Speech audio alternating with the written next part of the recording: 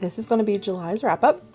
I actually got a good amount done. I was actually really happy. I did have some DNFs, comics, all kinds of stuff. We'll get right into it. If you see me looking up, by the way, printer would not work, so I had to get my screen to hold like kind of like my script that I just go by to make sure like I don't forget anything. So if you see me glance up, ignore it. But the first thing I read was The Full Moon Coffee Shop, and this is by my Mochizuki. Bring it a little bit closer to the camera. It's really pretty. Okay, so here's the thing. This is a really pretty book. I mean, it's a little hardcover, kitties, all this. I had really gotten into like a lot of this style of the writing with like I can't for love me think of it right now, but it was like Before the Coffee Gets Cold. There we go. I got into like that whole thing and a bunch of other like cat related, I guess you would call them a cozy type thing. I forget the actual term that they use for that genre. Forgive me. But it's just like a very cozy, cute thing. There's usually like kitties or just very much a like you're going to learn something throughout the story. And I started to really like those. But I've noticed as I read more, a lot of them are starting to blend in like the story, not only like the actual like plot, but like the telling and the vibes and just everything feels very similar. And I get really tired when it's supposed to be like something different, but it's just not. For me personally, I would have probably DNF'd that had it not been so short because of that. I just felt like I had already read this book, and the really only difference in this one compared to others was there was a lot of like astrology type of stuff, and I feel like maybe if I was more well versed in astrology, that might have like resonated a bit more with me, but it didn't hit, I think, the way I would have preferred it to. It didn't impress me like some others have. Another read this month of July that I did was The Honey Witch by Sydney J. Shields. Bring it up because it's really cute. I've had this on my bookshelf for a hot minute. Like, I honestly, because I think this came out in like 2024, I think I bought it when it came out. So, I mean, it's been up there for like a while. And this is like under the whole like cozy, speaking of more cozy fantasy, this is like a very cozy fantasy type vibe. And I had read some before this that just, it made me think honestly that like cozy fantasy fiction in general was just not my thing.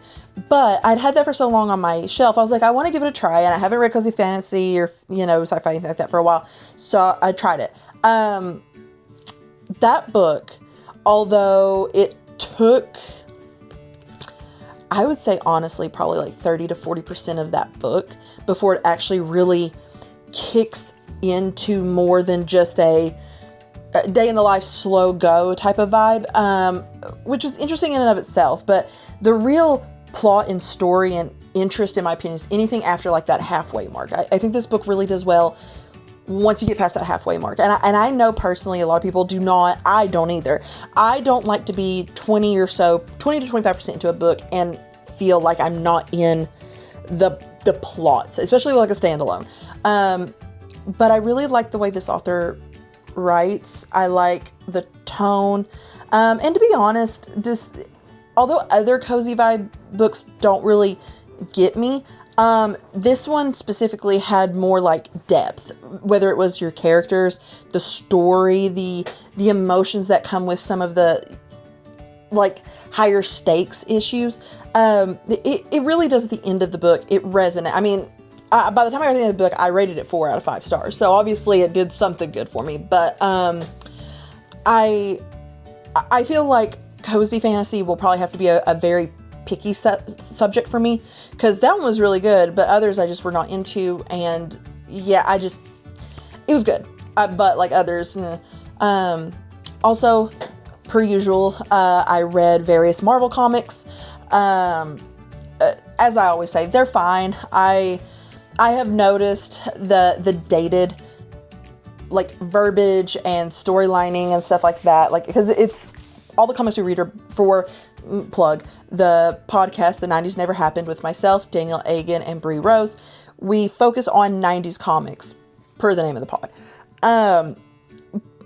90s stories in general are just very, oh, okay, we said that. Okay.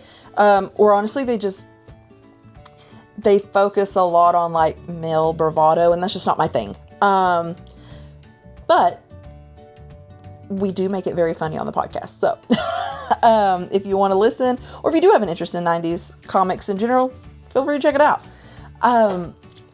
Another book that I read, I actually listened to this as an audiobook, and it caught my attention. It was very promising, but it fell flat, was I'll Make a Spectacle of You by Beatrice, Winifred, Iker.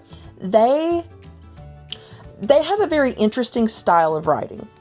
It was something that at first interested me, but I noticed as the book goes on, their writing, at least for this book, really needed either another edit run, something. They needed something edited, because it very much, at least what I disliked, was it became almost disjointed and very, like, first of all, the back and forth, because you kind of go through different time frames, was jarring. The way, and maybe it could have been the audiobook, but the way this one reads was very jarring, and I don't like those in general. I have learned, but I went into this one like blind, so I didn't know that it was, but I really just think that with maybe some more editing, a tighter fix to that plot, this would have held better.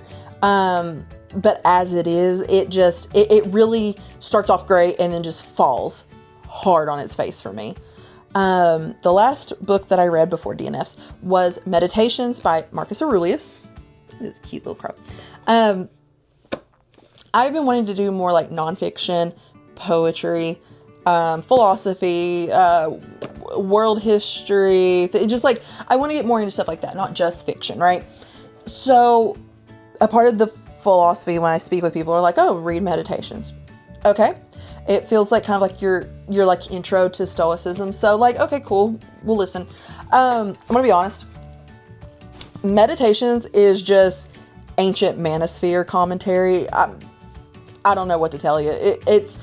You may have a couple of like interesting like commentary that he states. It's like, okay, because this reads almost like it was like a diary of sorts, or like a journal for him. Cool. He'll go from like an intriguing thought process or two to just, I can see why incels co-opt this to be like a thing for them. And yeah, it didn't personally grasp me as overly philosophical, to be quite frank. It wasn't necessarily deep. I feel like there are definitely, if I want to like dive more into Stoicism, there's probably far better out there than that. But yeah, that just, it didn't impress me like I thought it might, if that makes sense. As for my DNFs, Will There Be Another You by Patricia Lockwood. This is one of those like, oh, the cover's so cute, let's try it. I DNF'd that at like 18% because it was audio. And I think it was like 19% that I like cut the cord on that. The style choice of writing of that book, I couldn't get into it. I get what the author is trying to do. I don't want to spoil for anyone who wants to read that. I understand what she's trying to like bring forth to the reader. I understand what the story itself holds. It just personally is not for me. I did not like it at all. Another DNF was The Next Best Fling by Gabriella Gamez. I really love the idea of reading more plus size rep. The cover was cute. This had like the ideas I think that I would have enjoyed, but I DNF'd it because honestly, as much as I love the plus size rep, and I definitely will be seeking more of those out, it just wasn't interesting. I felt like the chemistry wasn't there. I felt like for quote unquote adult characters, they were acting very juvenile. And just formulaic in a whole. The story from the start to where I stopped, just it felt like I was literally just reading like the blueprint of most romances, which is why romance in general is very hard for me to read. I feel like there is a formula to it, and it could be my autism, I ain't gonna lie, but I feel like so many romance books fall into like a formula and they all abide by that. So I really, really love romances that step outside that box.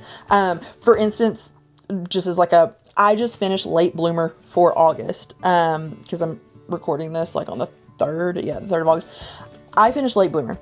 That is a romance novel that just, it breaks the mold for romance stories. To me, it was so good. But books like The Next Best Fling just feel very, we're going to stick to what everyone else has done, copy paste this or that, throw in different names, ta-da. And I get really bored by stories like that. Romance genre is really bad for that, and I'm noticing there's a difference in fantasy and romantasy. Romantasy is really hard for me to get into because I noticed they kind of, like, if you literally just read synopsises in like a bookstore, they all are like, it's almost like a cut and paste, just different names or different, like, this one will have dragons and this one might have wyverns, or this one will have wyverns, or this one will have griffins. Like, I like things that break the mold, so to speak. And yeah, it didn't. And then the last thing that I DNF'd this month was Dreadful by Caitlin. I think this is pronounced Rozakis, and I'm so sorry if I butchered that, but from my understanding when I looked it up, this would be Rozakis. It's a cute little, like, I liked it for the cover. I knew a couple of readers who said they liked it, so I finally got around to it. It's been on my shelf as well. This is kind of like the year of, like, finishing everything on my shelf so I can start freshly just reading what I want to read, right? This may be a little mean, but I had no idea a book following an amnesiac villain could be so boring, right? Like, the pull of that book is like, oh, it's an amnesiac villain. This would be really fun, funny, maybe even emotional to, like, see this person, like, come to terms, right? Like, with their whole ordeal. I was bored. Like, I feel like there would be so much more interesting things to say or do as, like, a amnesiac villain, like, figuring your stuff out and be like, you know, maybe it was the tone of the writing. I don't know, but it didn't do it for me. But yeah, like, that's pretty much everything I read for July and for August. For July going into August, you will see a video next month. I am hoping to get just as many books read. I know the first half of this year I read not that much, but I'm starting to, like, pick back up more. I'm currently in, like, a medical flare-up type situation, so a lot of my time is literally just sitting on a couch or in bed reading. So that's sadly the helpful part of reading, is being sequestered to sitting and laying. But anyways, I hope you enjoy the video, and if you did, please like and subscribe.